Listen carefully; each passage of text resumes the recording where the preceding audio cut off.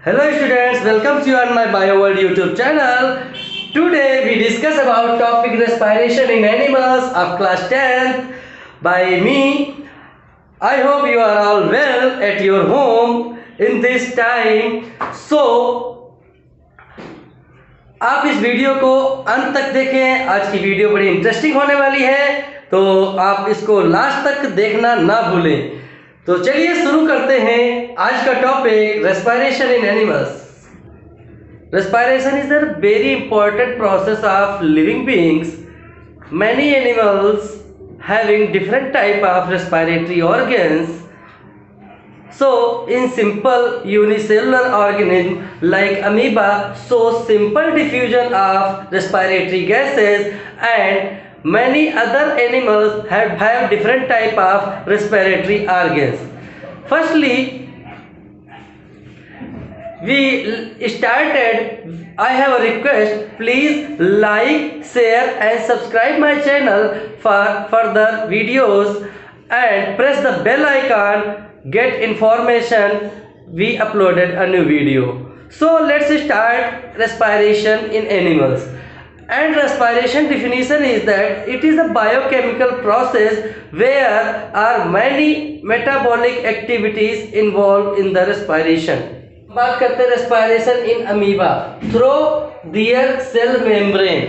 Simple diffusion show करता है। Generally respiration diffusion का ही प्रोसेस है, चाहे वो हायर एनिमल हो या लोअर एनिमल हो, इस सब में डिफ्यूजन के द्वारा ही होता है। गैसेस का डिफ्यूजन होता है, तो इसके बारे में हम पढ़ेंगे। Respiration in earthworm through moist skin. Skin of earthworm is quite thin and moist and has good blood supply. तो अर्थवर्म में स्किन के द्वारा उसकी जो मॉइस्ट स्किन होती है पतली होती है, जिससे उसमें जल्दी आसानी से ब्लड में जो ऑक्सीजन है, रेस्पिरेटरी गैसेस है, वो डिफ्यूज हो जाती हैं. Respiration in fishes through gills. सभी लोग बचपन से पढ़ते आ रहे हैं कि गिल्स रेस्पिरेशन में हेल्प करते हैं। किसके? मछलियों के, फिशेस में, एक्वेटिक एनिमल्स में गिल्सलेट्स पाए जाते हैं। तो ये गिल्स जो होते हैं फिशेस में हेल्प करते हैं रेस्पिरेशन में। तो through gills when water passes over the gills, the gills extract dissolve oxygen from this water. यानी ऑक्सीजन जो वाटर में मौजूद होती है उसको क्या करते हैं? अलग कर लेते हैं और ब्लड में डिफ्यूज कर देते हैं। तो रेस्पिरेशन मछलियों में होता है गिल्स के द्वारा। अगला आता है रेस्पिरेशन इन ह्यूमन बीइंग्स. तो ये थोड़ा सा कॉम्प्लिकेटेड या कॉम्प्लेक्स टॉपिक है। रेस्पिरेशन इन ह्यूमन बीइंग्स बहुत सारे ऑर्गन्स पाए जाते हैं, जैसा कि आप डायग्राम में देख पा रहे हैं। ये जो पार्ट होता है, ये आपका जो यहाँ से ये नेक रीजन से और यहाँ नेजल पैसेज तक, ये आपका नॉस्ट्रिल्स नेजल पैसेज होता है। इसके बाद ये जो नेक रीजन में इतना पार्ट होता है, ये होता है आपका फेरिंग्स, एंड यहाँ पर छोटा सा वॉइस बॉक्स होता है जिसको कहते हैं लैरिंग्स. इसके बाद में पूरा जो पार्ट ये होता है जो है आपका ट्रैकिया. और जो ट्रैकियल पार्ट होता है, इसमें रिंग लाइक स्ट्रक्चर होते हैं जो कार्टिलेज के बने होते हैं। तो ये छल्ले जैसे दिखाई पड़ते हैं, ये इसलिए मौजूद होते हैं जिससे ऑक्सीजन या हम ब्रीथ कर रहे हो तो ये कोलैप्स ना होने पाए। ठीक है, तो ये रिंग्स मौजूद होते हैं। इसके बाद further divide into bronchus and then bronchioles in lungs, and bronchioles attached with a small balloon like structure that is called alveoli, and these alveoli has many capillaries where the air is exchanged with the blood take place. This is the process of human respiration we studied in explanatory way. तो अब बात करते हैं respiration in humans की। तो respiration in humans, हम लोग सभी जानते हैं कि हम सांस लेते और छोड़ते हैं। तो सांस लेना और छोड़ना रेस्पिरेशन नहीं होता है, ये मैकेनिज्म है ब्रीदिंग का।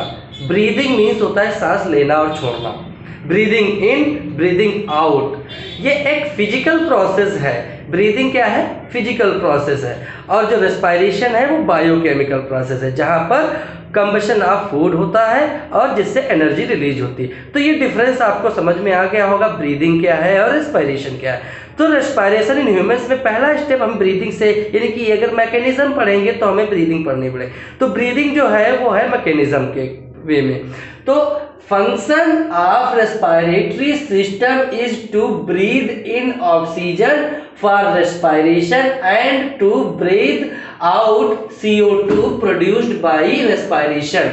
ठीक है, तो इसमें कहने का मतलब क्या है, जब कोई रेस्पिरेटरी सिस्टम का जो कार्यकलाप है, जो फंक्शन है, वो ब्रीद इन ऑक्सीजन यानी ऑक्सीजन को अंदर लेना, देन ब्रीद आउट CO2 को बाहर निकालना, बाई प्रोड्यूस बाय रेस्पिरेशन, यानी रेस्पिरेशन प्रक्रिया वो होती है जिसमें कार्बन डाई यानी कि हम सांस को अंदर लेते हैं, जिसमें ज्यादा मात्रा में ऑक्सीजन और अदर गैसेस जाती हैं। फिर ब्लड में यानी कि कैपिलरीज जो होती हैं वो एल्वेलाई के ऊपर कवर्ड होती हैं, जो कि डिफ्यूज करती हैं ऑक्सीजन को, और सेलुलर रेस्पिरेशन होता है, वहां से CO2 बाहर आती है, जो कि हम ब्रीद आउट कर देते हैं। तो ब्रीदिंग क्या प्रोसेस है? Process by which air rich in O2 is taken inside and the body of an organism and air rich in CO2 is expelled from the body, यानी कि जो CO2 रिच है वो बाहर निकाल दी जाए और जो ऑक्सीजन रिच एयर है वो अंदर ले ली जाए। तो यही प्रोसेस यानी कि कहलाता है ब्रीदिंग। तो ब्रीदिंग में इन्वॉल्व क्या होता है? 1 inhalation and 1 exhalation, and inhalation is the process when we air taken in and exhalation is the process is air is taken out. That is one cycle of breathe, and breathe involves inhalation and exhalation, inhalation and exhalation। Mechanism भी होती है, हर एक चीज की mechanism होती है। तो mechanism यहाँ पर क्या है? क्रियाविधि। Breathing involve the movement of the rib cage and diaphragm. अब डायाफ्राम अभी हम जब respiration in human respiratory system पढ़ेंगे तब हम बताएंगे डायाफ्राम क्या होता है। डायाफ्राम यानी कि आपका एक जो ये डायग्राम आप देख पा रहे हैं स्क्रीन पर, इसमें ये रिब केज है और इसके नीचे जो एक झिल्ली मेम्ब्रेनस होता है, जो मेम्ब्रेन होती है, वो डायाफ्राम कहलाती है। तो ये जो डायग्राम है रेस्पिरेटरी सिस्टम का, इसमें आपको सारे ऑर्गन्स दिखाई दे रहे हैं। तो ये रिब केज जो होता है ये क्या करता है? रिब केज जो होते हैं ये ऊपर और नीचे यानी अपवर्ड और डाउनवर्ड मूवमेंट शो करते हैं। और जो डायफ्राम होता है, जैसे आपने एक्टिविटीज 9th या 6th या कभी भी करी होंगी, एक बॉटल ले लीजिए, उसको काट करके उसमें नीचे बलून लगाइए और ऊपर 2 जैसे कि ट्रैकिया है, इस तरीके से विंड पाइप को फिट कर दीजिए और 2 बलून उसके अंदर इस तरीके से सेट कर दीजिए, लाइक दैट। इस तरीके से आप एक बॉटल ले लीजिए ये, और इसके नीचे एक बलून लगा दीजिए और एक ये विंड पाइप होगी आपकी, यहां से इंटर करेगी और ये यहां से ब्रेक हो जाएगी। इसमें आप बलून्स को अटैच कर दीजिए। अब जब इस डायफ्राम को नीचे की तरफ खींचेंगे तो ये स्वैल हो जाएंगे, और जब ये ऊपर की तरफ जाएगा, श्रिंक होगा, तो ये क्या होंगे? फिर रिलैक्स हो जाएंगे। तो इस तरीके से ब्रीदिंग का मूवमेंट होता है। ये फिजिकल प्रोसेस हो गए। तो अब अगले स्टेप में हम बात करेंगे क्या होता है ब्रीदिंग इन और क्या होता है ब्रीदिंग आउट। तो ब्रीदिंग इन और ब्रीदिंग आउट, तो ब्रीदिंग इन और ब्रीदिंग आउट, ब्रीदिंग इन में क्या होता है? As the chest cavity becomes larger, air is sucked in from outside into lungs. यानी कि जब ब्रीदिंग इन होता है तो उसमें एयर क्या होती है? बाहर से आकर के लंग्स में भर जाती है, ठीक है, और उसमें चेस्ट कैविटी क्या हो जाती है? लार्जर हो जाती है, ठीक है। दूसरा आता है breathing out, as the chest cavity becomes smaller, air is pushed out from the lungs. जब हम सांस को बाहर छोड़ते हैं तो हमारा जो लंग्स होते हैं वो क्या हो जाता है? चेस्ट कैविटी क्या होती है? छोटी हो जाती है, स्मॉलर हो जाती है, और लंग्स क्या होते हैं? पुश करते हैं उस एयर को बाहर निकालने के लिए। ब्रीदिंग इन में क्या होता है? डायफ्राम जो है वो मूव होता है बाहर की तरफ, नीचे की तरफ, और जो इन में होता है अपवर्ड होता है, ऊपर की तरफ। जब हम ब्रीदिंग आउट करते हैं तो डायफ्राम ऊपर की तरफ मूव कर जाता है। जैसा कि इस डायग्राम में आप देख पा रहे हैं, ब्रीदिंग इन, यहाँ से जब एयर अंदर आती है तो एल्वेलाइज उस एयर के साथ फिल हो जाते हैं और रिब केज जो होता है वो ऊपर की तरफ आउटवर्ड यानी बाहर की तरफ निकल जाता है, और जो डायफ्राम होता है वो एब्डोमिनल कैविटी की तरफ मूव करता है। दूसरा स्टेप आता है ब्रीदिंग आउट में, एयर जब हम बाहर निकालते हैं तो ये जो क्या कहते हैं लंग्स होते हैं जो पुश करते हैं एयर को बाहर की तरफ, जिससे चेस्ट कैविटी इनवर्ड हो जाती है और डायफ्राम जो है ऊपर की तरफ जो चेस्ट कैविटी की तरफ मूव कर जाते हैं। तो हमें उम्मीद है कि आपको mechanism of respiration in humans आपको समझ में आया होगा। अब बात करेंगे respiratory system in human beings. तो पूरा प्रोसेस रेस्पिरेशन और ब्रीदिंग का समझ में आ गया, मैकेनिज्म समझ में आ गई, किस तरीके से ब्रीदिंग इन होती है, किस तरीके से ब्रीदिंग आउट होती है। तो ब्रीथ का जो है combination 1 exhalation 1 inhalation, exhalation breathing out, exhalation inhalation means breathing in. तो समझ में आ गया। आगे चलते हैं respiratory system in human beings. जैसा कि आप स्क्रीन में देख पा रहे हैं रेस्पिरेटरी सिस्टम का पूरा डायग्राम, जिसमें आपका पूरा स्ट्रक्चर डिफाइंड है कि कौन कौन से पार्ट्स होते हैं और किस तरीके से रेस्पिरेशन जो है ह्यूमन बीइंग्स में होता है। तो ये जो डायग्राम है इस तरीके से इसमें आपको दिख रहा होगा नॉस्ट्रिल, पहला नॉस्ट्रिल एंड नेजल पैसेज, जो कि आपका एक नेजल पैसेज है जो पेयर्ड होता है, ठीक है। इसमें ट्यूब लाइक स्ट्रक्चर होता है जो open outside throat to nostril separated by septum, यानी कि जो सेपरेट होता है बीच में जो एक मसल होता है जो कार्टिलेजिनस होता है, इससे ये सेपरेटेड हो जाता है, ठीक है। तो आगे आता है नेक्स्ट पार्ट फेरिंग्स, जो कि सिचुएटेड होता है back of the mouth from the nasal cavities.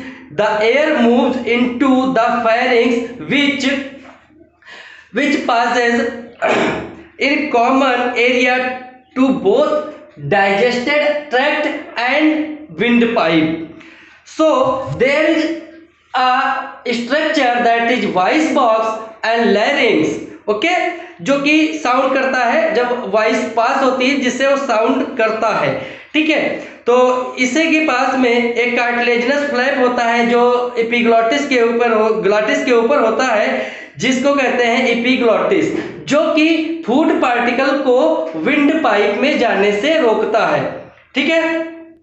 अब बात करते हैं ट्रैकिया की। अगला पार्ट है ट्रैकिया जिसे हम विंड पाइप भी कहते हैं, जो थोरेसिक कैविटी में एक्सटेंड रहता है ये, और इसकी जो वॉल होती है वो इनमें इनकम्प्लीट सी शेप स्ट्रक्चर पाए जाते हैं जो रिंग लाइक दिखते हैं, जो कि कार्टिलेजिनस रिंग कहलाते हैं। डायग्राम में आप देख पा रहे होंगे।